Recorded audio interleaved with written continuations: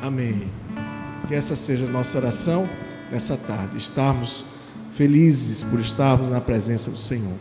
A graça e a paz do nosso Deus estejam com todos. Amém? Vamos, nesse instante, fazer uma oração agradecidos a Deus pelo privilégio de estarmos aqui, para louvarmos e engrandecermos ao Deus que nos criou, o Deus que nos concede bênçãos, o Deus que nos ajuda a caminhar a nossa jornada. Vamos orar nesse instante, vamos nos colocar diante da presença do Senhor para iniciarmos esse culto. Santo e eterno Pai, graças te rendemos, porque pela tua graça e misericórdia estamos aqui. Ó Deus eterno, que tu possas receber o nosso louvor, a nossa adoração que prestaremos a ti. Senhor, que o teu Santo Espírito possa nos conduzir na adoração ao Senhor. E que tudo, Senhor, seja feito para o louvor da tua glória. É o que te rogamos, com perdão para os nossos pecados, no nome do teu Filho Jesus. Amém. Vamos ficar de pé, queridos. Vamos fazer a leitura do Salmo de número 93. São apenas 5 versos. Faremos essa leitura de forma uníssona. Salmo de número 93, que fala do poder e da majestade do nosso Deus. Leamos. Reina o Senhor, revestiu-se de majestade, de poder se revestiu o Senhor e se cingiu, firmou o mundo que não vacila. Desde a antiguidade está firme o teu trono, tu és desde a eternidade. Levantam os rios, ó Senhor, levantam os rios o seu bramido, levantam os rios o seu fragor. Mas o Senhor, nas alturas, é mais poderoso do que o bramido das águas, do que os poderosos vagalhões do mar. Fidelíssimos são os teus testemunhos, a tua casa convém a santidade, Senhor, para todos sempre. Amém. Ainda de pé, vamos louvar o nosso Deus com o hino de número 3, a igreja em adoração.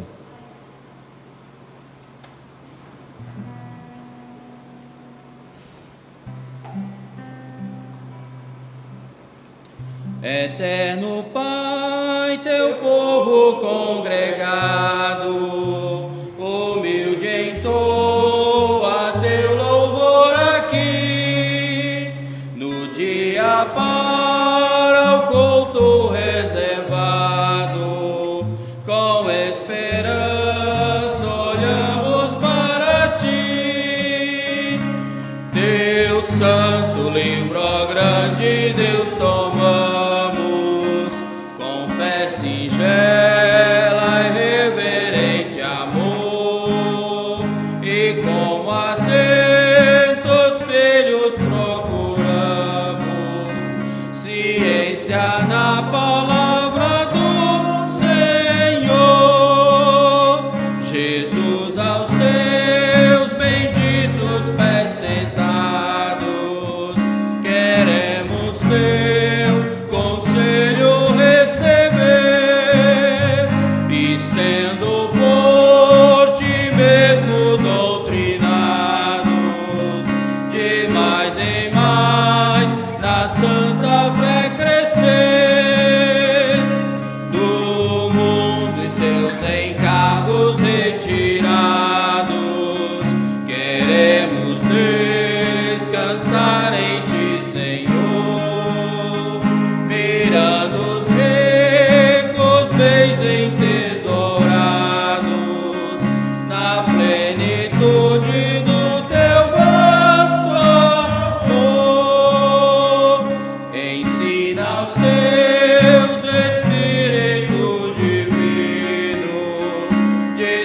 dissipa as trevas destes corações e com a luz do teu celeste ensino vem aclarar as santas instruções.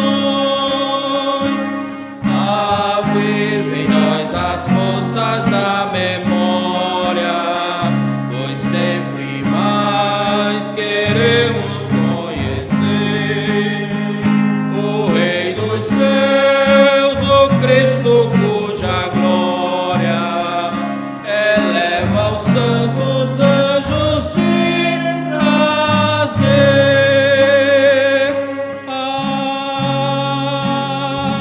Amém. Podeis sentar.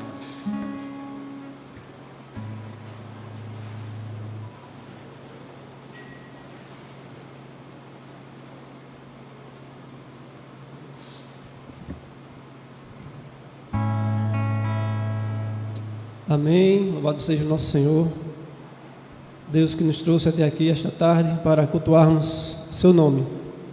A Ele toda a honra, toda a glória, nossas vidas diante do seu altar possam estar de corações abertos, os corações estendidos para adorá-lo. Vamos declarar que Ele é grande, que Ele é santo, que Ele é o Senhor de toda a terra. Grande é o Senhor.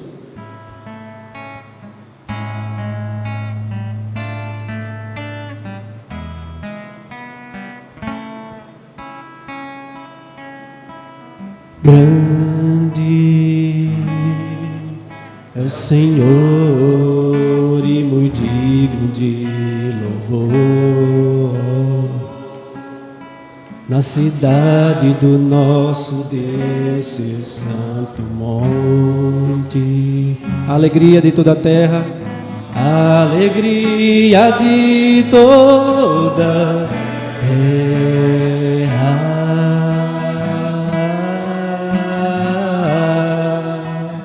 Grande é o Senhor em quem nós temos a vitória,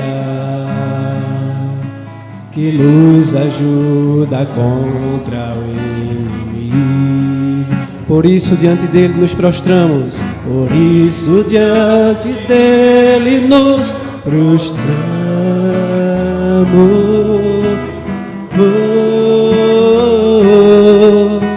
Queremos o teu nome engrandecer e agradecer-te por tua obra em nossas vidas. Confiamos em teu infinito amor, pois só tu és o Deus eterno sobre toda a terra e céu. Queria convidar você a ficar de pé. Nós somos jovens, maioria jovens, adultos, poucas crianças, idosos que já se encontram às vezes cansados, fica a gente ficar em pé. Mas nós que somos jovens, vamos fazer esse esforço para o Senhor, cantar em pé, melhorar nossa voz, nossa postura, nossa expressão de louvor diante de Deus. Grande é o Senhor e muito digno de louvor na cidade do nosso Deus, seu santo monte. Alegria, alegria de toda a terra.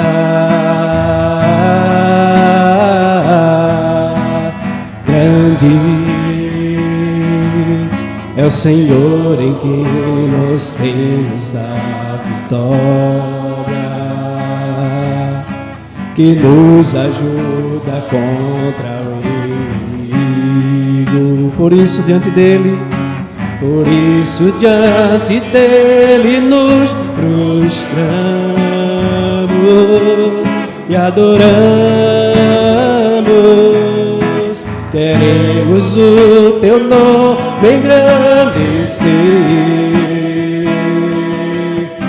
e agradecer-te por tua obra em nossas vidas. Confiamos em teu infinito amor,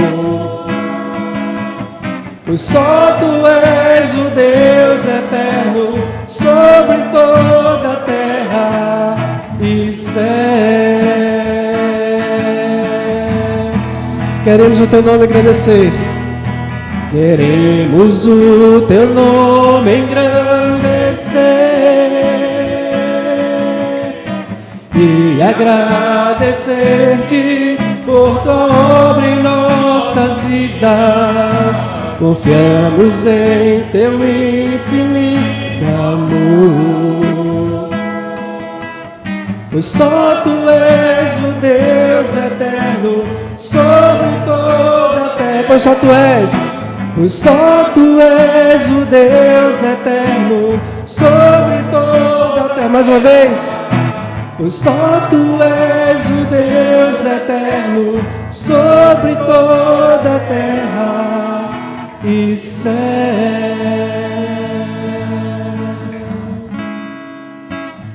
Amém. Louvado seja o Senhor.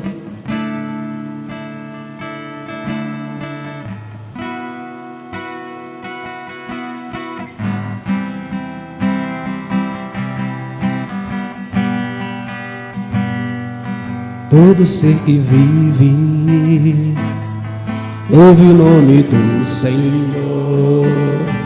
Toda criatura se derrame aos seus pés. Ao som da sua voz, o universo se desfaz. Não há outro nome comparado ao grande eu sou. Todo ser que vive, ouve o nome do Senhor.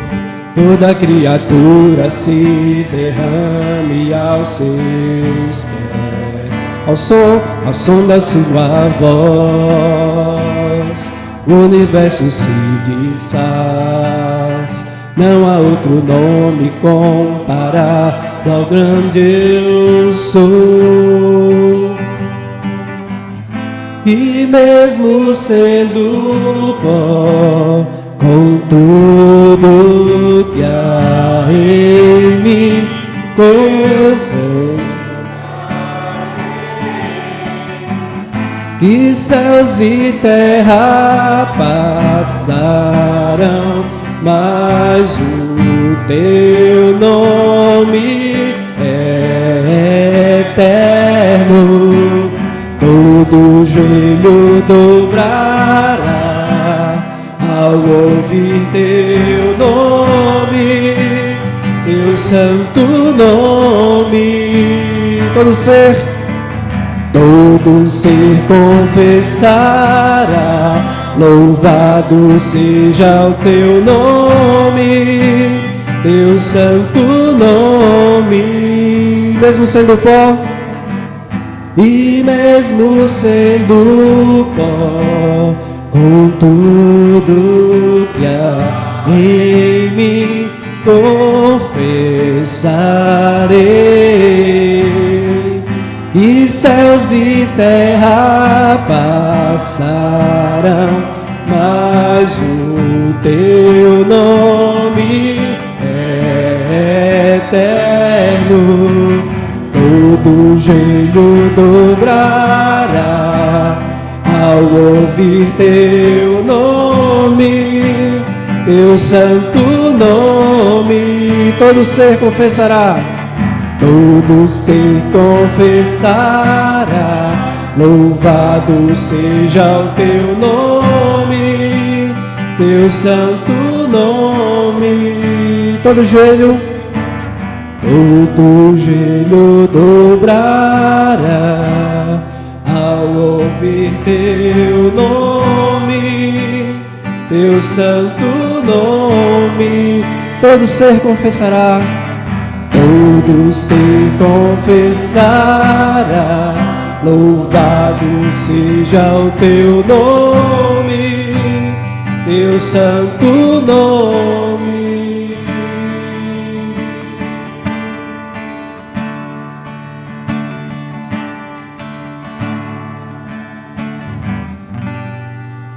Amém. Podemos sentar.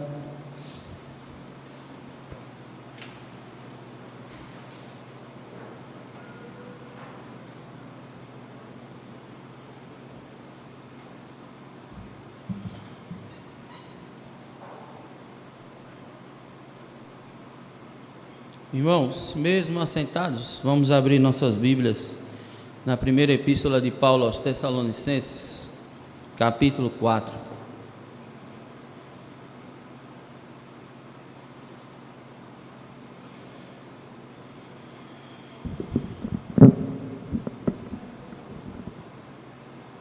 Primeira epístola de Paulo aos Tessalonicenses 4, de 1 a 8.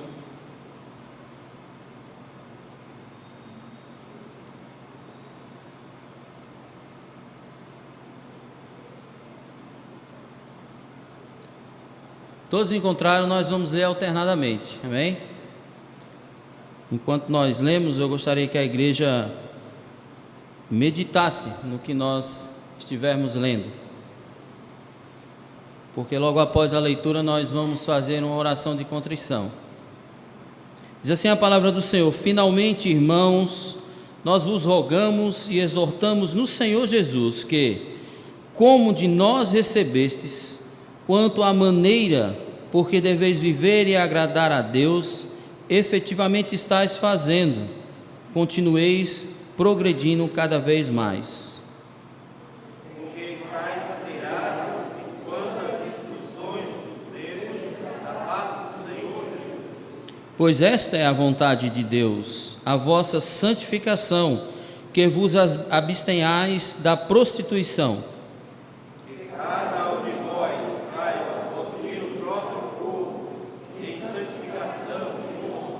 Não com o desejo de lascívia, como os gentios, que não conhecem a Deus. E que nessa matéria ninguém ofenda nem defraude a seu irmão, porque o Senhor, contra todas estas coisas, como antes vos avisamos e testificamos claramente, é o vingador. Porquanto Deus não nos chamou para a impureza, e sim para a santificação. Todos. Dessarte, quem rejeita estas coisas, não rejeita o homem, e sim a Deus, que também vos dá o Espírito Santo. Amém? Nós possamos orar agora, pedindo perdão a Deus pelos nossos pecados e nos preparando para ouvir a mensagem do Senhor essa tarde. Amém, irmãos?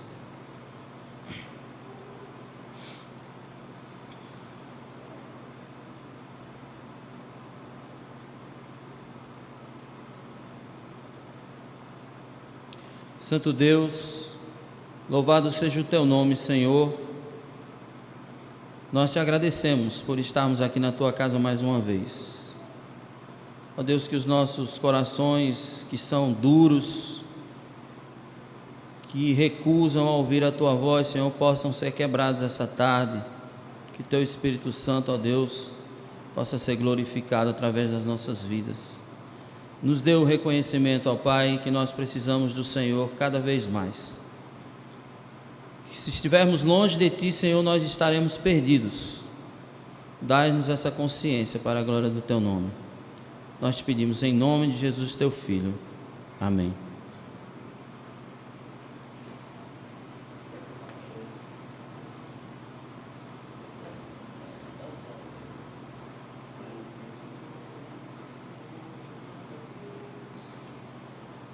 Nós estamos sem projeção, mas os irmãos têm aí no celular 132, vivificação, o hino. Tu que sobre a amarga cruz revelaste teu amor, tu que vives, ó Jesus, vivifica-nos, Senhor. Vamos lá? Tu que sobre a amarga cruz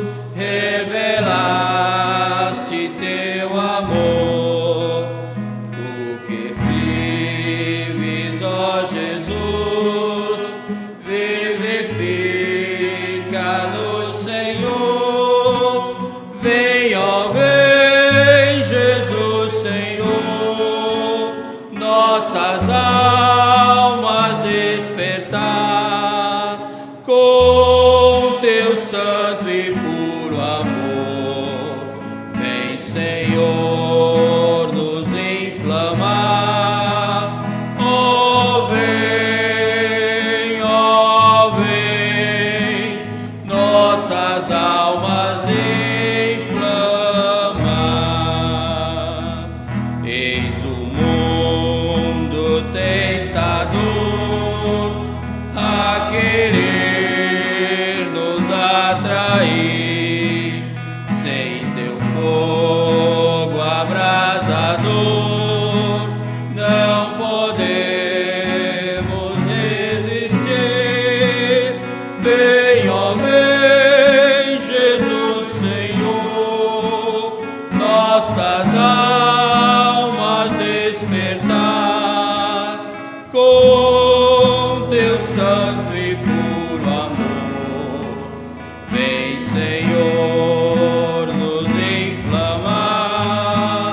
Ó vem, nossas almas inflamar.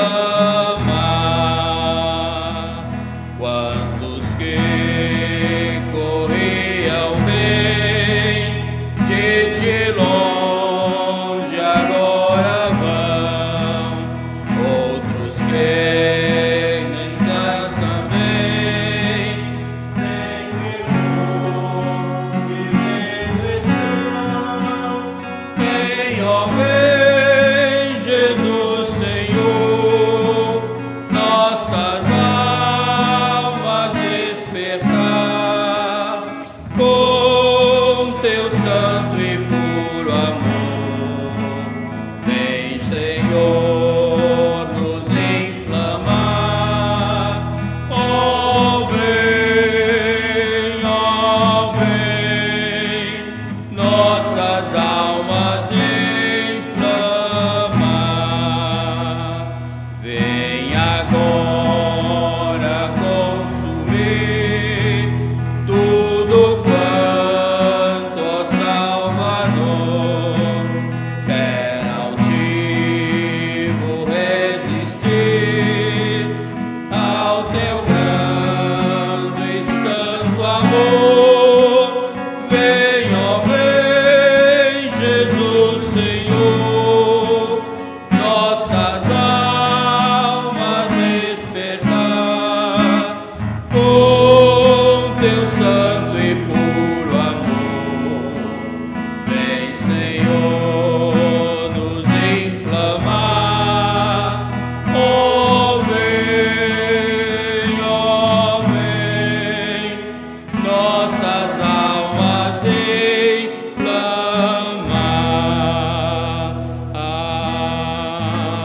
Amém.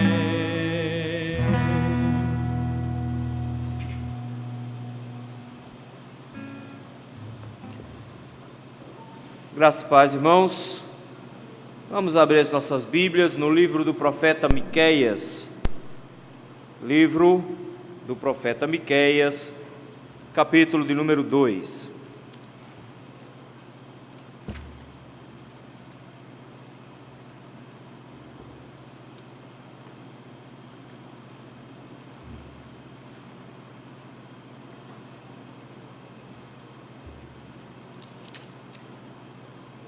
Livro do profeta Miqueias, capítulo 2.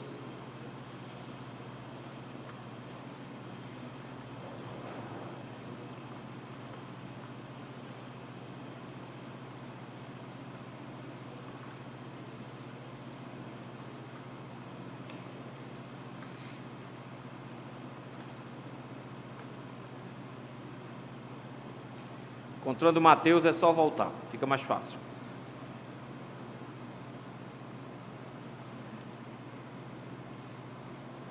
Ezequiel e Daniel, Oséias, Joel, Amós, Obadias, Jonas, Miqueias.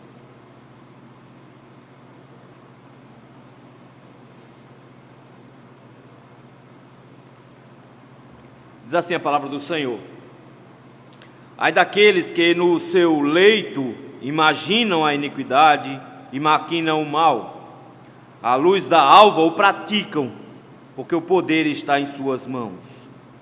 Se cobiçam campos, os arrebatam, se casas, as tomam. Assim fazem violência a um homem e a sua casa, a uma pessoa e a sua herança. Portanto, assim diz o Senhor: eis que projeto o mal contra esta família, do qual não tirarás a sua cerviz, e não andareis altivamente, porque o tempo será mau. Naquele dia se criará contra vós outros um provérbio, se levantará pranto lastimoso, e se dirá: estamos inteiramente desolados.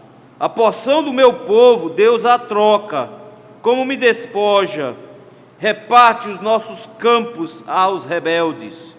Portanto, não terás na congregação do Senhor quem pela sorte, lançando o cordel, meça possessões. Não babujeis, dizem eles, não babujeis tais coisas, porque a desgraça não cairá sobre nós. Tais coisas anunciadas não alcançarão a casa de Jacó. Está irritado o Espírito do Senhor? São estas as suas obras? Sim, as minhas palavras fazem o bem ao que anda retamente, mas há pouco se levantou o meu povo como inimigo. Além da roupa, roubais a capa àqueles que passam seguros sem pensar em guerra. Lançais fora as mulheres do meu povo no seu lar querido. Dos filhinhos delas tirais a minha glória para sempre. Levantai-vos e ide-vos embora, porque não é lugar aqui de descanso. Ide-vos por causa da imundícia que destrói, sim, que destrói dolorosamente. Se houver alguém que, seguindo o vento da falsidade, mentindo, diga: eu te profetizarei do vinho e da bebida forte, será este tal o profeta deste povo. Certamente te ajuntarei todo, ó Jacó, certamente congregarei o restante de Israel, pô-los-ei todos juntos, como ovelhas no aprisco, como rebanho no meio do seu pasto. Farão grande ruído por causa da multidão dos homens. Subirá diante deles o que abre caminho. Eles romperão, entrarão pela porta e sairão por ela. E o seu rei irá diante deles, sim, o Senhor à sua frente. Vamos orar? Pai Santo, bendito Deus, graças te damos, meu Pai.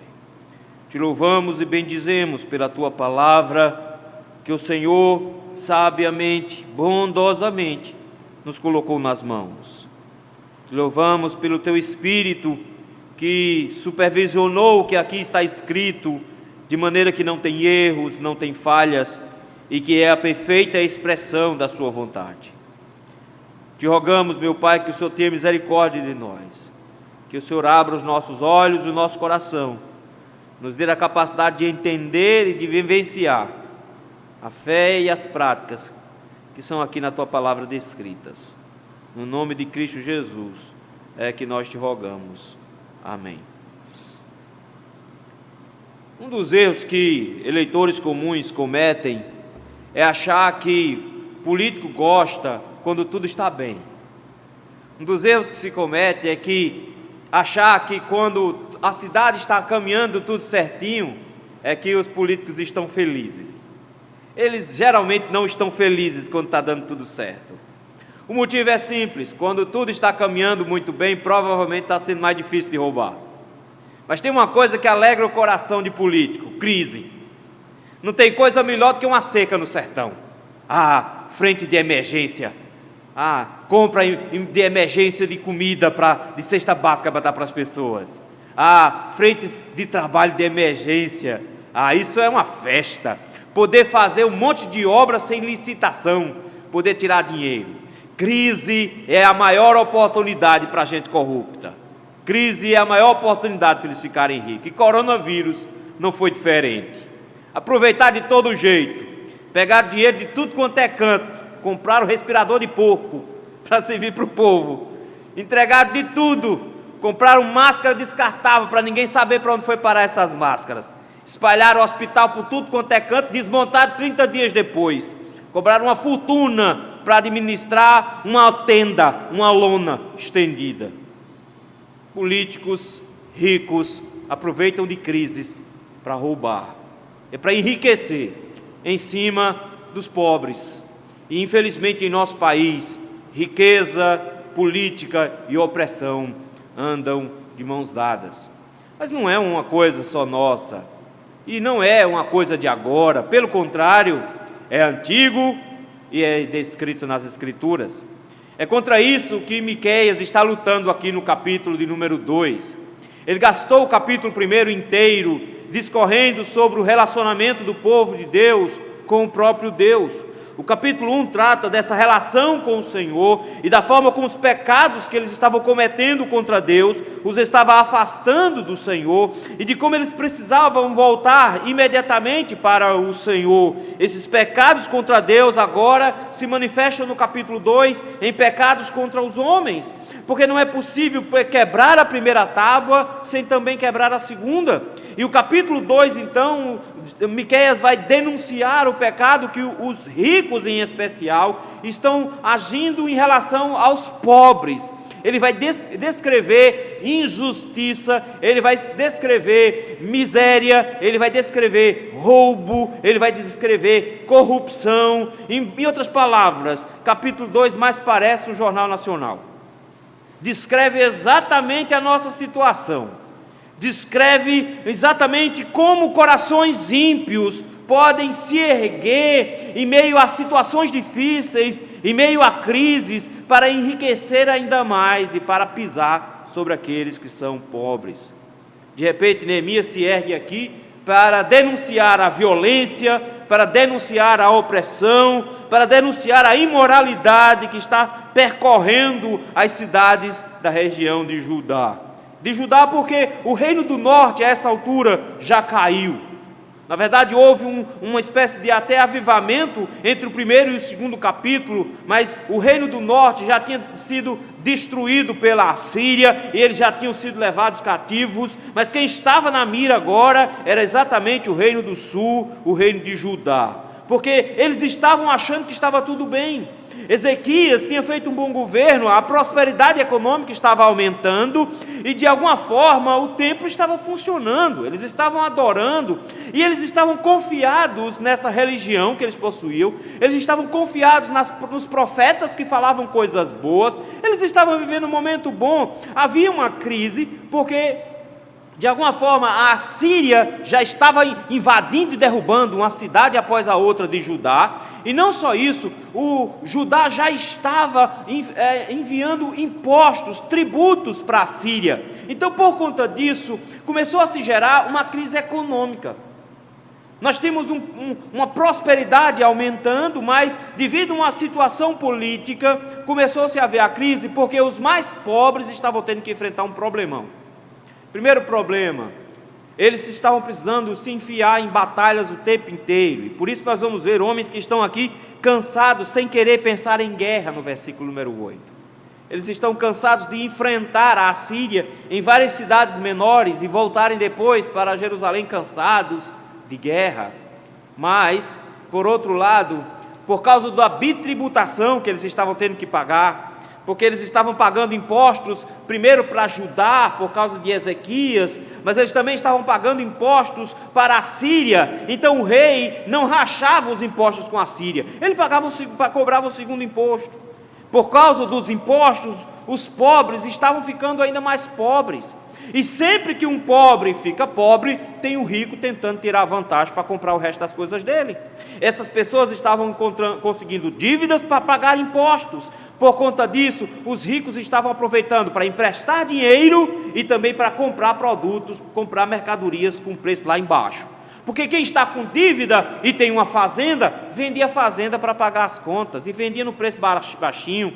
Quem tinha casa, vendia a casa. E assim era uma excelente oportunidade para homens maus, ricos e corruptos produzir injustiça dentro de Israel. Eles estão fazendo algo terrível aqui, acumulando riqueza, acumulando propriedades, destruindo a vida daqueles que são mais pobres. Se escondiam por trás de uma religiosidade, mas o pecado deles estava à mostra. O que Miqueias vai fazer aqui no capítulo 2 é mostrar que Deus não está de olhos fechados para a corrupção, que Deus não está de olhos fechados para homens maus, ímpios, ricos e corruptos, que Deus não está de olhos fechados para o que acontece quando homens altos, eles oprimem aqueles pobres. Deus não está de olhos fechados. É por isso mesmo que aqui no texto do capítulo 2 de Miqueias, Miqueias vai descrever algumas ações divinas diante da opressão. E é isso que eu gostaria de ver com os irmãos. Pelo menos 3 ações divinas de Deus, divinas contra a opressão. A primeira ação é que diante da cobiça e opressão, o Senhor trará juízo, versículos de 1 a 5. O texto começa logo de cara dizendo que eles planejavam o mal durante a noite. Isso aqui é típico de alguém que encontrou uma excelente oportunidade de negócio. Eles nem dormir conseguem. O texto diz: no seu leito, na hora de dormir, imaginam a iniquidade e maquinam o mal. O que é que essas pessoas veem? Veem chances de roubar os bens dos mais pobres, e por isso mesmo eles passam a noite inteira tramando, bolando como vão fazer isso. Essa trama aqui não vem de fora. O problema maior de Judá não são os inimigos externos, não é nem a Síria. O problema maior de Judá são os próprios homens de Judá, são os ricos de Judá. Eles estão passando a noite planejando como tirar o dinheiro dos pobres. Mas eles não perdem tempo. Vejam a agilidade com que eles querem praticar o mal, versículo número 1. De noite, na cama, eles imaginam a iniquidade e maquinam, planejam o mal. À luz da alva, ou seja, o sol nem nasceu direito, o que é que eles estão fazendo? Eles estão praticando o mal que eles passaram a noite planejando. Isso aqui é uma imagem de um homem que teve insônia, porque queria fazer o mal para alguém logo durante o dia. E ele está tão ansioso por botar em prática aquilo que ele planejou a noite toda, que ele nem dormiu. E antes que o sol nasça direito, no nascer da alva, o texto nos diz que ele sai para praticar o mal. Ele já sai cedo, porque ele quer roubar alguém, ele quer tirar os bens de alguém, ele quer aproveitar uma pichincha de alguém desesperado financeiramente. E o pior disso tudo, que o texto não só diz que eles planejam o mal, que eles têm agilidade em praticar o mal, mas que eles praticam o mal de forma abrangente e mancomunada. Veja o final do versículo número 1 e início do versículo 2. O texto nos diz que eles levantam de manhã para praticar o mal, porque o poder está em suas mãos. A riqueza dava a eles o juizado, a riqueza dava a eles os governos, a riqueza dava a eles as condições de agilizar todo o processo. O que ele fez durante a noite foi planejar tudo isso pela manhã. Ele encontra nos homens que têm o poder a capacidade da corrupção, e eles os corrompem e agilizam o processo de roubo. Fazem isso com violência, versículo número 2. O texto nos diz que eles cobiçam, eles têm desejo, é isso que eles querem. Eles quebram o 10º mandamento, não cobiçarás, e eles cobiçam os campos. E quando eles botavam o olho numa fazenda, o texto diz, eles as arrebatam, eles quebram o 8º mandamento. É por isso que a Bíblia nos diz que quando se quebra o 10º, todos os outros andam no mesmo caminho. Quando se cobiça a mulher do próximo, se quebra o 7º mandamento. Quando se cobiça as coisas do próximo, se quebra o 8º mandamento. Quando se deseja muito as coisas do próximo e se sente inveja do que o próximo tem, se quebra o 6º mandamento, não matarás. Nós quebramos os mandamentos quando cobiçamos. E eles, cobiçando um campo, o texto diz que eles se utilizavam de violência e se lançavam contra essas pessoas e roubavam, literalmente. Pastor, mas eles estavam pagando. Não, eles estavam enganando. Enganando. Quando eles desejam um campo, eles o arrebatam. Quando eles cobiçam casas, eles tomam a casa. Fazem violência a um homem e a sua casa, a uma pessoa e a sua herança. Pior disso tudo, meus irmãos, que isso aqui era uma ordem divina para não acontecesse. Deus tinha proibido que eles não deveriam cobiçar. Deus tinha proibido que eles não deveriam roubar. 8º e 10º mandamento, Êxodo 20:15 e Êxodo 20:17. O Senhor nos ensina de que isso não deveria ser praticado, mas o pior disso tudo é que eles vão com violência, tentando saquear a casa dessas pessoas, produzindo algo que é desumano. O versículo número 2 termina dizendo que esses homens, de forma violenta, tiravam a casa a uma pessoa e a sua herança. Eles tornavam pessoas que já eram pobres em pessoas miseráveis. Tornavam pobres em miseráveis. Essa prática ela é terrível, era desumana, porque não era assim que Deus tinha ensinado. Pelo contrário, em Levítico capítulo 25, o Senhor disse que a terra era dele. Tudo que existia era dele e que o Senhor estava entregando como administrador a Israel. E que Israel teria posse perpétua sobre aquelas terras, porque tudo pertencia ao Senhor. Mas tinha uma coisa muito interessante que acontecia. Algo chamado Ano do Jubileu. O ano do jubileu, meus irmãos, acontecia que qualquer pessoa que tivesse vendido sua propriedade, tinha uma casa, teve uma necessidade, você vendeu a sua casa, no ano do jubileu, a pessoa que comprou a casa tinha que devolver a casa para a família. Ninguém tinha posse de papel passado, de terreno. Quando você tinha necessidade de vender a sua fazenda, o seu sítio, você vendia o seu sítio, mas quando desse o ano do jubileu, a cada 50 anos, esse sítio ia voltar para a sua família. Isso era uma maneira, primeiro, de não punir os filhos pela má administração dos pais. Porque quando o pai não sabia administrar, perdia o dinheiro todo, mas os bens voltavam para os filhos, não ficavam lá do outro lado.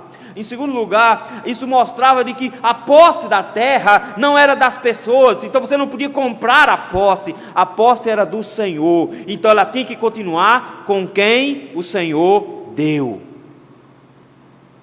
De repente, esses homens estão rompendo as palavras do Senhor, e eles não estão praticando isso, pelo contrário, eles estão tomando tudo. É por isso que a partir do versículo 3, Miqueias diz, pela palavra do Senhor, ele diz: o Senhor está dizendo, as coisas não vão ficar assim.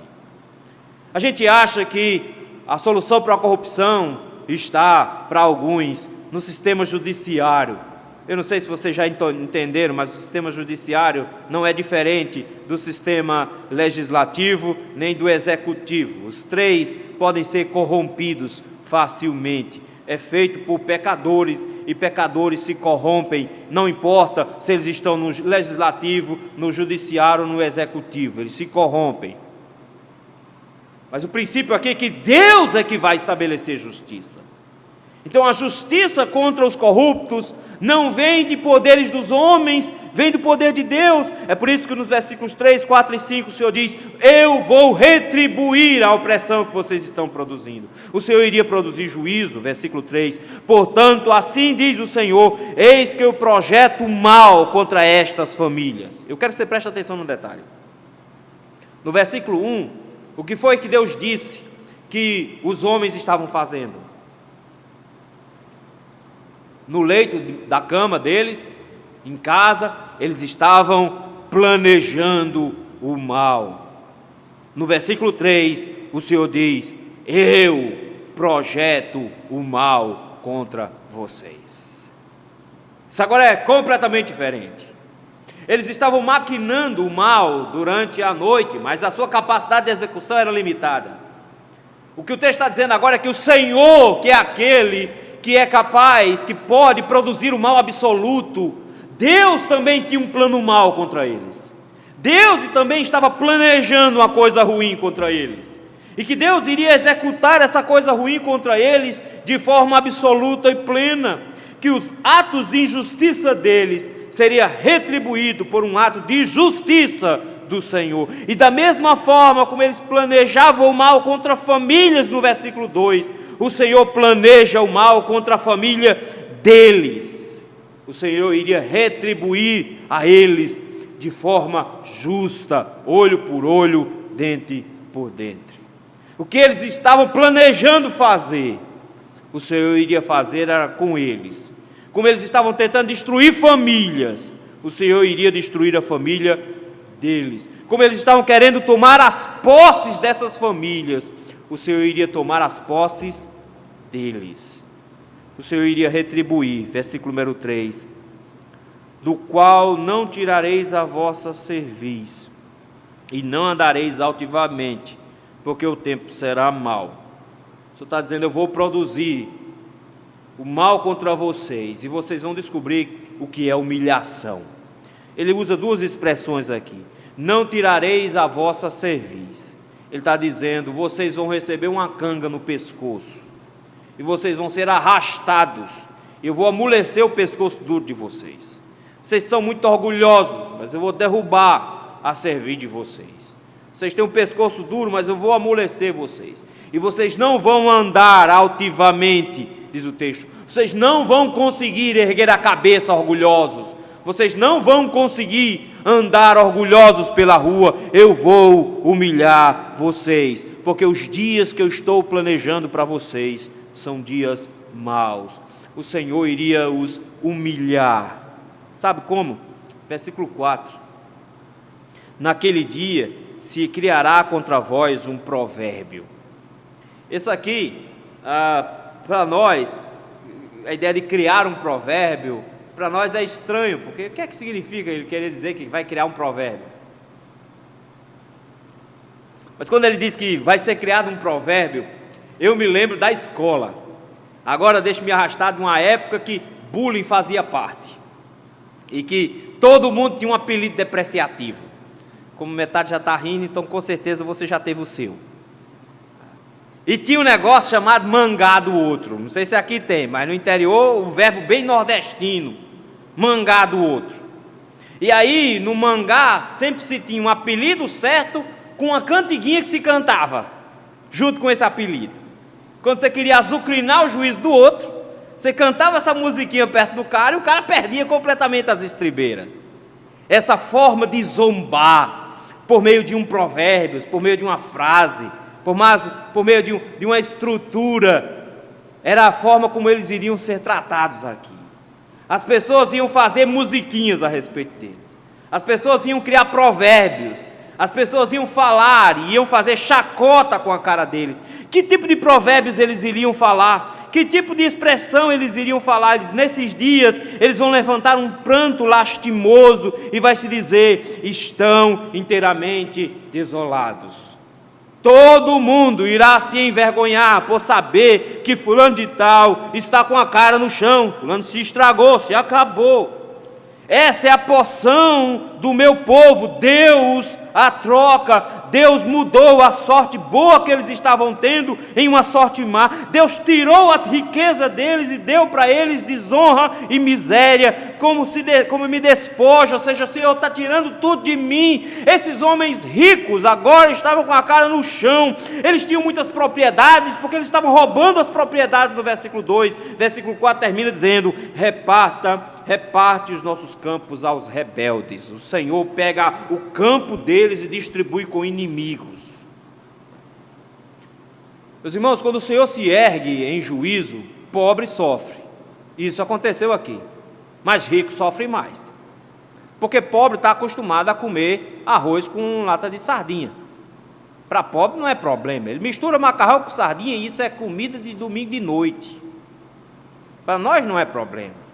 Mas quem está acostumado ao requinte da comida francesa, às massas italianas, quem está acostumado à finesse do caviar, quem está acostumado com isso e ter que comer pão seco, duro, com água, não é fácil não. O Senhor está dizendo, eu vou humilhar vocês, vou tirar tudo de vocês, vocês não vão ficar com nada. Sabe por quê? Versículo 5, porquanto não terás na congregação do Senhor quem pela sorte, lançando o cordel, meça possessões. Ele está dizendo aqui, porque essa expressão de lançando o cordel, é porque quando o povo saiu de Josué, eles levavam esse cordelzinho, onde tinha o direito de herança da posse daquela terra, era uma espécie de escritura. Eles, ninguém vai ter posse de escrituras dentro de Israel, quando eu passar a mão, ninguém mais vai ter, ninguém. Ele disse, de repente, alguém que era riquíssimo, tinha fazenda a perder de vista, ele diz, eu vou tirar tudo, e você não vai ficar nem com unha nem com terra debaixo das unhas, eu vou tirar tudo que você tem. Você tinha uma casa grande, bonita, bem arrumada, vou tirar, você vai ficar no relento. Você tinha roupa chique, vai usar agora roupa rasgada. Você tinha pessoas te servindo, agora você vai trabalhar como escravo. Ele diz, eu vou destruir vocês. Irmãos, nós precisamos nos lembrar de que o Senhor se ergue para defender os pobres nas Escrituras. Os pobres, uma vez humilhados e oprimidos, não ficam sem a devida justiça do Senhor. Então nós precisamos aprender a esperar que o Senhor vai produzir justiça em nosso país. Temos que parar de procurar por Messias. Temos de parar de procurar por salvadores da pátria. É o Senhor quem irá produzir justiça. E se Ele não produzir justiça imediatamente diante de nós, Ele vai produzir justiça quando essas pessoas se encontrarem com Ele diante dEle, no julgamento final. É o Senhor quem vai produzir justiça. É Ele que julga os povos com equidade. É só o Senhor. E o que Ele nos ensina hoje aqui é de que a gente não pode se desesperar, porque Ele vai se erguer para botar debaixo dos seus pés corruptos, homens ímpios e ricos que oprimem os pobres, que tentam destruir os pobres. Segunda ação divina contra a opressão, além de diante da cobiça opressora, o Senhor trará juízo. O texto nos diz que diante da falsa profecia lisonjeira, o Senhor trará a sua palavra final, versículos de 6 a 11. O que acontece aqui é que o povo, quando escuta Miqueias, simplesmente se revolta. A atitude deles é de não aceitar o que Miqueias está fazendo, do que Miqueias está falando. Isso não é nenhuma novidade. Eles tinham feito isso no capítulo 7 com Amós, eles farão isso com Jeremias no capítulo número 5, isso era comum para eles. Por isso mesmo eles começam agora a fazer chacota com o profeta. Versículo número 6, olhem comigo. Não babujeis, dizem eles. Olha a expressão que eles usam. Eles se ofendem com a pregação de Neemias e digam, para de babujar aí, para de fazer essa zoada, você está fazendo um barulho aí, não babujeis, não babujeis essas coisas.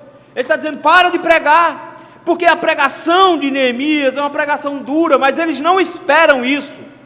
Pelo contrário, eles têm convicção absoluta de que esse é o tempo do renovo, esse é o tempo da vitória, que chegou a época da gente virar por cima, de que nós não vamos ser mais cauda, mas sim cabeça. Eles têm convicção disso, porque profetas disseram a eles.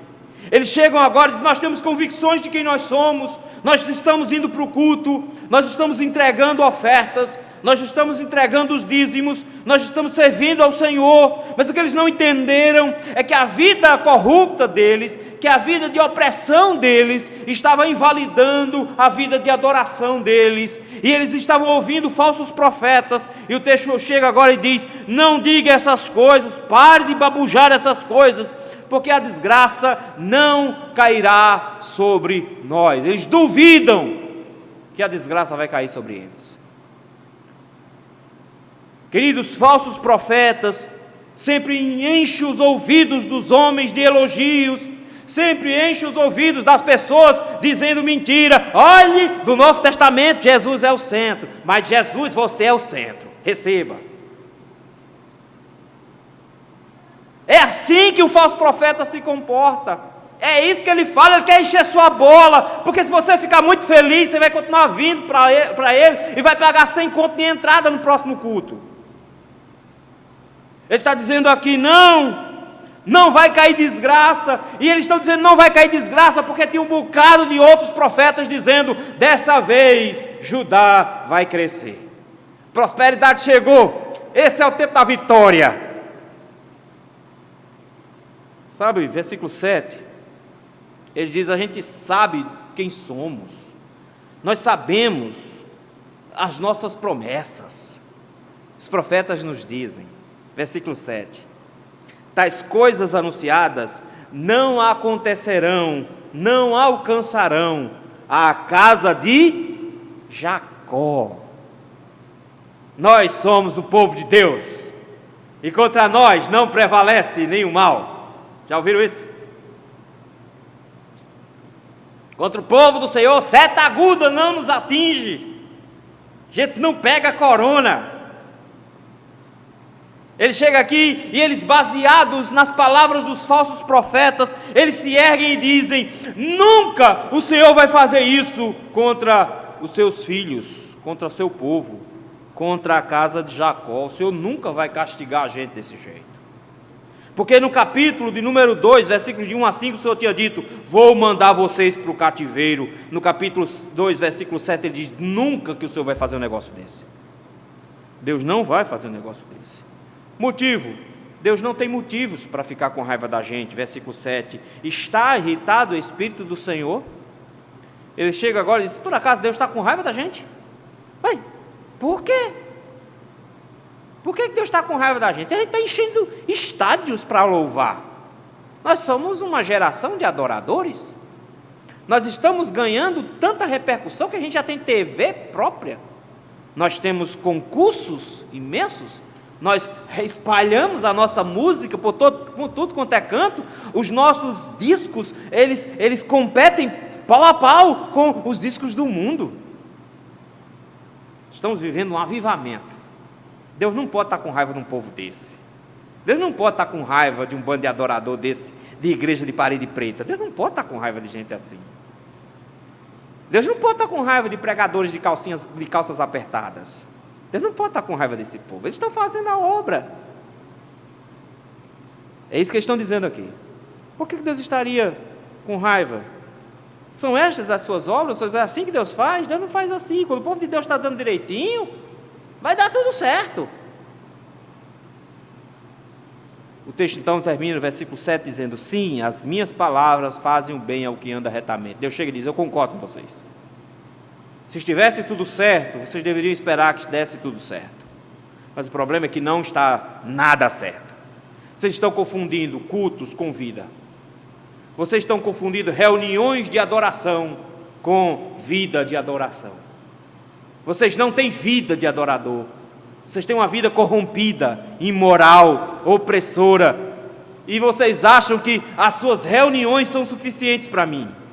E vocês acham que eu estou me agradando de um bando de pecador que quando termina o culto vai para um motel com as suas namoradas. Vocês acham que eu estou me aproveitando e me animando com um povo que sai da igreja para roubar. Vocês acham que eu estou me alegrando com um povo que ao sair da igreja o marido bate na mulher. Vocês acham que eu estou me alegrando com esse tipo de gente. Mas a vida de vocês invalida um culto. Se vocês estivessem realmente andando direitinho, não teria problema nenhum. Mas, versículo 8: mas há pouco se levantou o meu povo como inimigo. Ele chega agora e diz: o meu povo se tornou meu inimigo. Por quê? De novo roubo, opressão. O texto diz: além da roupa, roubais a capa. A capa, meus irmãos, era um objeto inalienável. Não se podia tirar a capa de alguém. A capa era um sobretudo que se usava, e não era uma roupa de enfeite, era uma roupa para se aquecer, era uma roupa principalmente que soldados usavam. E ninguém podia tirar a capa de um homem, porque era com ela que ele escapava de noite e não morria de frio. Ele se enrolava com ela para dormir. Ninguém podia tirar isso dele, ele podia perder tudo, mas a capa, a Bíblia diz que ninguém podia tirar deles. Ninguém podia tirar a capa. Mas o texto agora de repente chega e diz: vocês estão tirando não só a roupa das pessoas, vocês estão tirando até a capa das pessoas. Vocês estão tirando não só a roupa boa deles, vocês estão tirando a capacidade de se aquecer de noite. E pior, olha de quem vocês estão tirando. roubais a capa àqueles que passam seguros sem pensar em guerra. Ele está falando de soldados, coitados. Soldados tentando defender Judá, iam para a guerra contra a Síria, lutando para defender propriedade que era dos outros. Os coitados, quando chegavam, o que é que eles descobriam? Que a terra deles tinha sido comprada, porque eles estavam devendo o imposto, que a hipoteca tinha sido paga para outra pessoa, e que a terra já era de outra pessoa. Quando ele chegava, encontrava a mulher e os filhos dele na rua, porque a casa tinha sido expropriada, porque ele estava devendo, e agora ele tinha que perder a roupa e perder até a capa. O Senhor diz: isso é um absurdo, vocês estão tirando todo o conforto que eles têm, até as necessidades básicas. É por isso que o Senhor chega agora e diz: tá bom, já chega, fique em pé. Versículo 10. Levante-se. Não sei se vocês já tiveram esse tipo de oportunidade, mas meu pai dizia muito essa expressão: levante-se. Quando ele dizia levante-se, a conversa ia ser um pouquinho mais calorosa. Esse levante-se geralmente significava: vai acontecer, não vai ser só um discurso, agora vai ter alguma ação na parada. O Senhor chega para Israel e diz: vamos, levante, vamos embora. É isso que ele está dizendo no versículo 8. Versículo de número 10, ele diz: levantai-vos e ide-vos embora. Ele está dizendo: levante-se, sai daqui. Este não é o seu lugar de descanso. Acho bonito isso, porque a terra prometida é o lugar de descanso, é o paraíso. E ele chega agora e diz: esse aqui não é o seu lugar. Ele olha para esses homens que escutam falsos profetas, que julgam que são boas pessoas, que está tudo certo e que Deus nunca vai se levantar contra eles. Ele diz: não, pelo contrário, vocês são ladrões, vocês roubam os irmãos que são mais pobres, vocês se tornaram meus inimigos, por isso levantem-se, vão embora, porque esse aqui não é o seu lugar. Queridos, olhem a dor disso aqui. Isso é um pai expulsando um filho de casa. E esse filho arrogante olha para um lado e para o outro: meu pai não vai ter nunca coragem de me mandar embora. E ele só se toca que o pai tem coragem quando o pai tranca a porta detrás dele.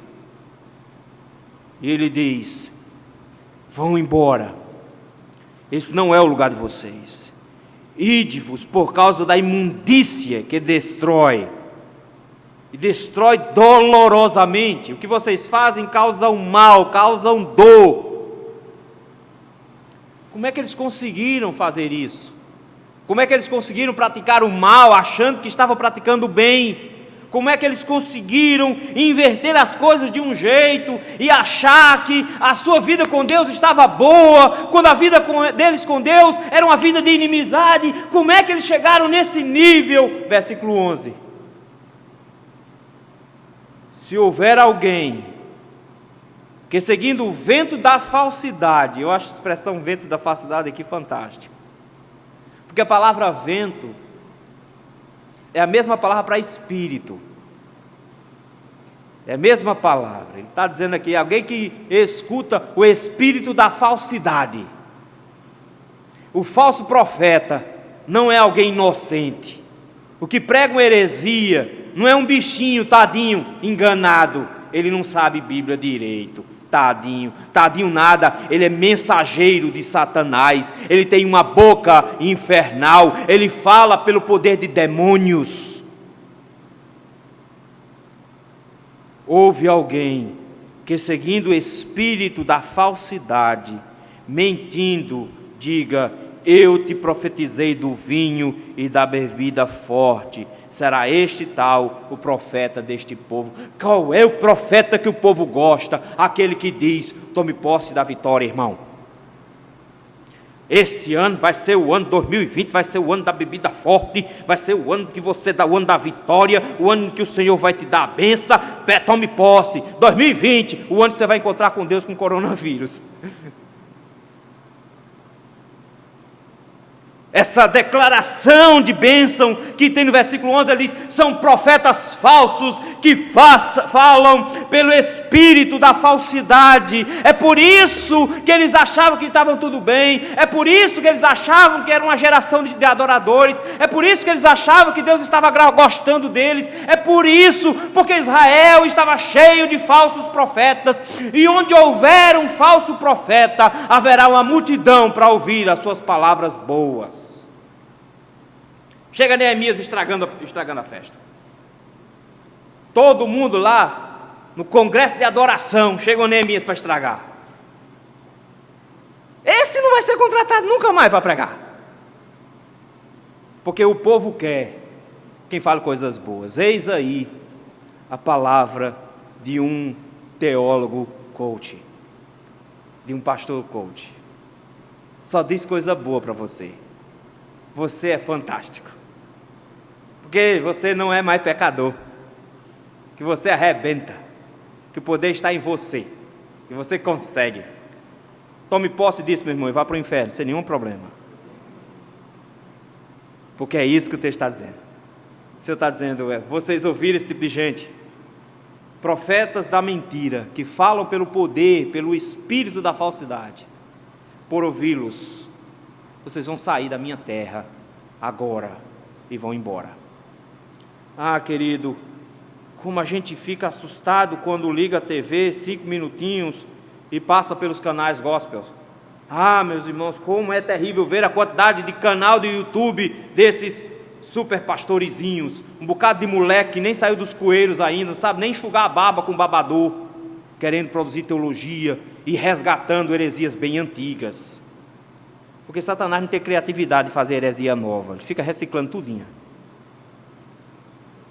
Ouvir falsos pregadores é o primeiro passo para a produção do mal no meio do povo de Deus e trazer sobre si o juízo. Mas tem um negócio estranho aqui no versículo 12, porque temos 3 ações divinas diante da opressão. A primeira ação divina é que diante da cobiça opressora, o Senhor traria juízo contra o povo. Diante da profecia falsa e lisonjeira, o Senhor traria sua palavra final de juízo. Mas em terceiro e último lugar, diante de um pecado horrendo, o Senhor traria uma restauração gloriosa. Versículo de número 12. O texto é tão diferente, mas é tão diferente que tem muitos teólogos que dizem: não pode se encaixar no mesmo texto, não pode fazer parte do mesmo texto, porque de repente o Senhor está dizendo: eu vou mandar vocês para o cativeiro, eu vou destruir as posses de vocês, eu vou baixar a crista de vocês, eu vou humilhar vocês, mas eu não vou destruir vocês. É o que diz versículos de 12 em diante. O Senhor não iria destruir o seu povo, pelo contrário, os planos do Senhor eram de uma restauração plena. Os planos do Senhor é que o Senhor pensava coisas boas a respeito deles também, de forma que em meio a um caos que eles estavam produzindo, em meio à imoralidade que eles estavam produzindo, em meio a um bando de falso profeta, o Senhor diz: eu ainda tenho uma mensagem de esperança. Versículo 12, o Senhor diz: certamente te ajuntarei todo, ó Jacó. Versículo 10 ele diz: vão-se embora, esse não é o seu lugar, se espalhe, vão para fora daqui. No versículo 12 ele chega e diz: mas eu vou trazer vocês de volta, eu vou juntar vocês. E ele agora chega com uma série de promessas sendo apresentadas ao povo de Deus. Ele diz: eu vou libertar vocês, no capítulo 12, vocês estão indo para o cativeiro, mas eu vou tirar vocês de lá, eu vou congregar vocês, eu vou ajuntar vocês todos, eu vou congregar o restante de Israel. A promessa, meus irmãos, de libertar o povo do cativeiro, e isso aconteceu 40 anos depois. Mas não só isso, o texto nos diz que o Senhor iria trazer eles todos juntos, porque Israel estava dividido, você tinha o reino do norte e o reino do sul. Quando voltassem do cativeiro, eles voltariam como um único povo. Ele está dizendo: eu vou ajuntar vocês, eu vou congregar vocês, e olha só: pô-los-ei todos juntos, como ovelhas no meio do pasto. Vocês vão se espalhar agora, Mas quando eu trouxer vocês todos, vocês estarão juntos como um único povo, vocês serão o meu rebanho, vocês serão o meu povo em um único pasto. Ele arrasta, queridos, um conceito que Davi trouxe lá atrás, do Senhor como seu pastor, que ele pescou lá de Moisés, dizendo que o Senhor era o pastor de Israel. Ele pega o Salmo 23, dizendo: nós vamos ser conduzidos de volta a um pasto glorioso, o Senhor vai nos juntar todos como um único rebanho, Ele será o nosso pastor. E eu acho bonito demais, porque ele faz uma promessa também de que será não um povo pequeno, mas vai ser um povo grande. Versículo número 12, ele termina: eu vou pegar vocês, vou libertar vocês, vou trazer vocês para um pasto. E ele termina dizendo: e grande será o ruído. Vai ser uma zoada. Eu sei, você vai ficando velho, você não gosta muito de zoada não. A gente vai ficando chato. Quando tem zoada, a gente fica meio agoniado. Mas tem um negócio que é bonito. Eu fico observando sempre isso. Bisavós numa sala com um bando de neto e bisneto correndo. Eu acho interessante de ver. Não sei se você já prestou atenção, mas geralmente eles ficam parados, não dizem nada, e vê um menino, sobe no sofá, e vê o outro que pula de cima, e o outro dá um murro no outro, e cai no chão, e eles ficam só lá. Olha para um lado, olha para o outro. Parece que eles estão entediados, mas não. Aquela zoada é boa. Aquele barulho é bom. Ele está dizendo: vai ser um bando de ovelhas num lugar. Vocês nunca viram um rebanho grande, vai ver a zoada que fazem. Ele diz: eles vão fazer zoada por causa da grande multidão dos homens, quando eu juntar todos vocês. Eu fiquei, não tem jeito, porque quando você pega o capítulo 12, o versículo 12, você precisa imaginar o que é que o Senhor está prometendo. Ele dizia: eu vou mandar um pastor para vocês. E em João capítulo 10, Jesus diz: eu sou o bom pastor, e o bom pastor dá a vida pelas suas ovelhas. Ele diz que o Senhor tinha ovelhas espalhadas em vários lugares, mas que Ele iria juntar todas as suas ovelhas. E eu não tenho jeito, quando eu olho para esse texto, eu vejo não só o Senhor juntando o Israel de duas nações fazendo uma, mas o Senhor juntando gentios e judeus fazendo uma única igreja. E no dia em que Ele voltar e juntar todo mundo, tanto aqueles que já tinham morrido e que agora ressuscitaram, e os que estiverem vivos e foram transformados, tiver todo mundo num pacote só, já imaginou a zoada? Você já imaginou a zoada que vai ser esse dia? Tudo quanto é crente falando ao mesmo tempo. É claro que os pentecostais vão fazer mais zoada, mas os presbiterianos vão aprender também. Os presbiterianos vão conversar também. O texto dá a imagem de o Senhor diante do seu rebanho todo, feliz da vida, porque Ele trouxe todo o seu rebanho para junto de si. E Ele agora vai acompanhá-los no versículo 13. Ele vai subir na frente deles. Ele vai andar diante da sua igreja. Ele vai andar diante do seu povo. Ele vai abrir os caminhos desse povo. E eles romperão, entrarão pela porta e sairão por ela. Eles vão ter passagem livres. É impressionante porque são as mesmas expressões que Jesus usa lá no capítulo 10. Que o pastor entrará e sairá pela porta. Ele diz: e Jesus, esse rei, estará diante deles. Sim, um rei que é pastor, mas que também é Deus. O Senhor estará à frente da sua igreja. Ele chega agora e diz: a opressão do mundo é grande. O Senhor há de se erguer contra a opressão do mundo. O Senhor vai se levantar contra a opressão dos ímpios. Mas o Senhor guardará para si o seu povo. O Senhor ajuntará de todos os lugares o seu povo. E o Senhor estará em frente ao seu povo, como esse pastor que é rei, guiando o seu povo. De forma que de todas as tribos, povos, raças, línguas e nações, de todos os lugares, virão ovelhas para compor esse imenso e barulhento rebanho do Senhor. O Senhor aqui faz uma promessa para que a gente não fique cabisbaixo. Ele diz: eu vou resgatar vocês, eu vou restaurar vocês. Cristo, meus irmãos, é sem sombra de dúvida essa resposta aqui. É Cristo que é a solução para o povo de Deus. É Cristo que vai acabar com a corrupção. É Cristo que vai acabar com a dupla vida de adoradores que não vivem de forma moral e ética. É Cristo que vai romper com isso, porque Ele vai juntar de todos os lugares o seu povo e terá um só pastor e um só rebanho, o rebanho de Cristo. Que lições nós podemos tirar desse texto, meus irmãos? Em primeiro lugar, eu preciso compreender que o Senhor não deixa a opressão sem punição, pelo contrário. Daí a necessidade de termos cuidado com o nosso coração. Porque o apóstolo Paulo disse que se o Senhor não tivesse me mostrado a cobiça, eu não conheceria ela. Mas que Tiago nos diz que a cobiça, ela é a mãe de todos os outros pecados. E nós precisamos aprender isso, queridos, para nós não cobiçarmos o que é do outro e assim nos tornarmos esses homens maus que planejam durante a noite tirar o que os outros têm.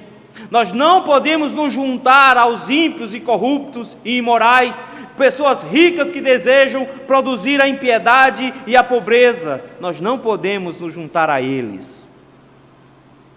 Mas é triste quando nós vemos a igreja se juntando com esse tipo de gente, desde que esse tipo de gente troca o som da igreja.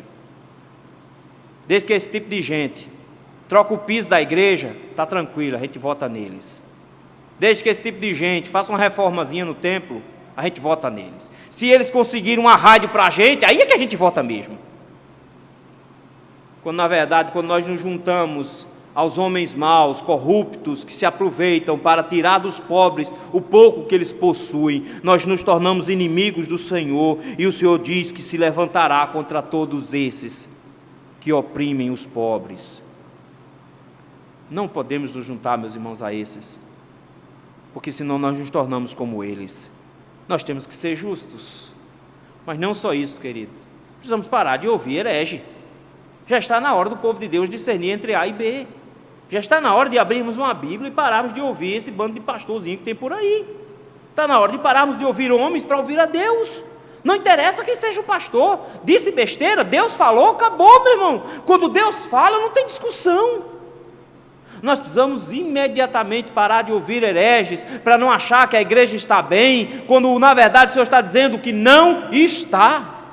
Nós precisamos parar de ouvir pessoas que só têm palavras boas, palavras doces para nos dizer, quando na verdade são espíritos de falsidade, são enviados de Satanás para enganar o nosso coração e não nos mostrar a nossa maldade e o nosso pecado. E quando nós menos imaginarmos, ouvimos do Senhor dizendo: levante-se e vá embora, esse não é o seu lugar.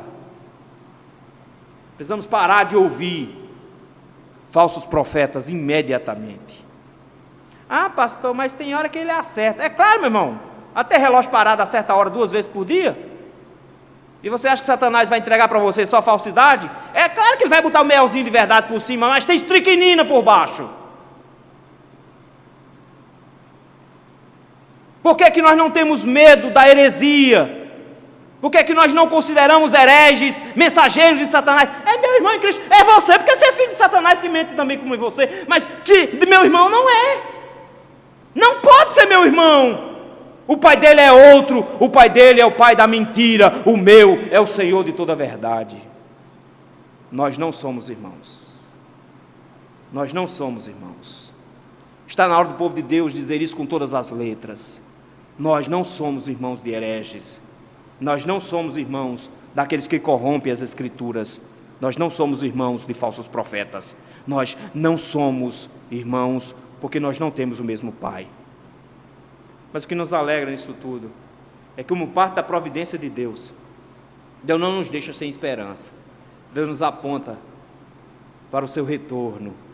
Deus nos aponta para Jesus Cristo, que está juntando para si um povo, que está recolhendo pessoas de todos os lugares e montando um grande rebanho para Ele, e que nós fazemos parte desse rebanho.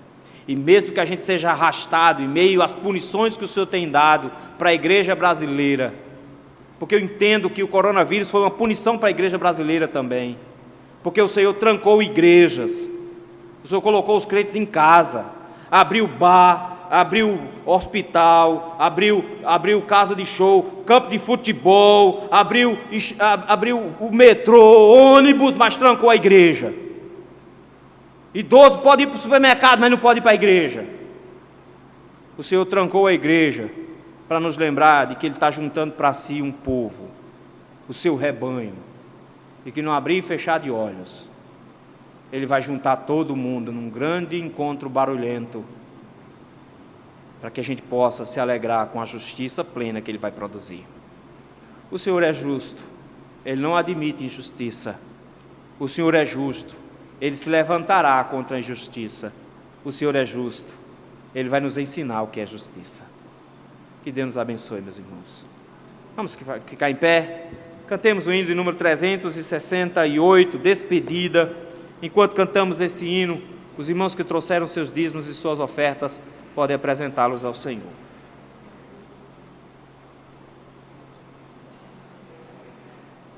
Despedida. Deus os guarde pelo seu.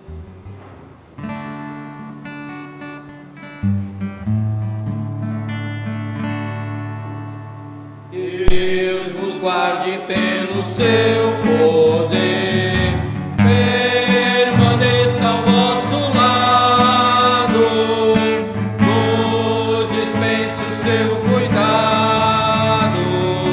Deus vos guarde pelo seu poder, pelo seu poder e no seu amor estaremos todos com Jesus.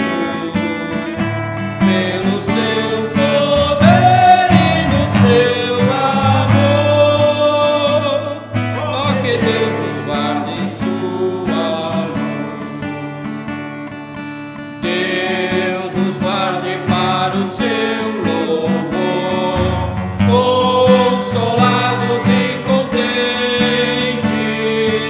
achegados sempre aos crentes. Deus nos guarde para o seu louvor, pelo seu poder e no seu amor estaremos todos com Jesus. Pelo seu poder e no seu amor, ó que Deus nos guarde em sua luz. Deus nos guarde bem no seu amor, no trabalho glorioso, para o dia venturoso.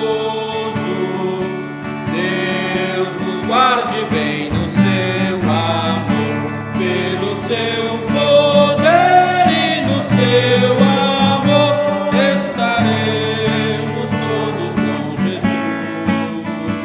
Pelo seu poder e no seu amor,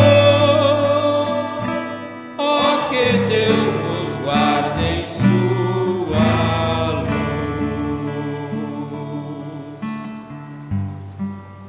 Nós vamos orar nesse instante, colocando os nossos dízimos e ofertas aos pés do Senhor e rogando a Ele graça para toda a nossa semana. Eu peço ao diácono Oswaldo que faça essa oração nesse momento.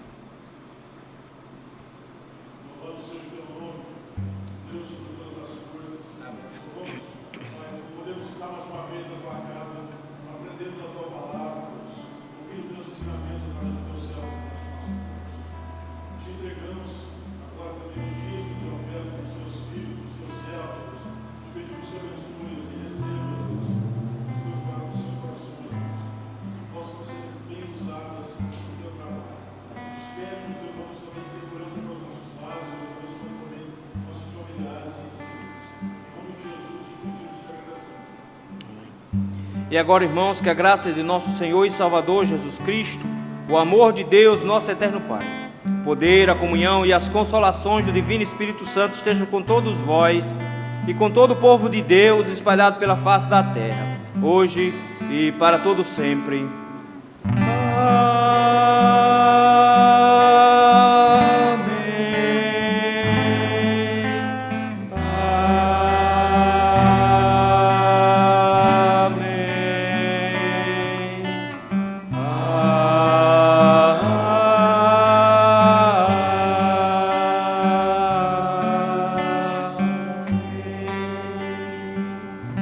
assentar, irmãos.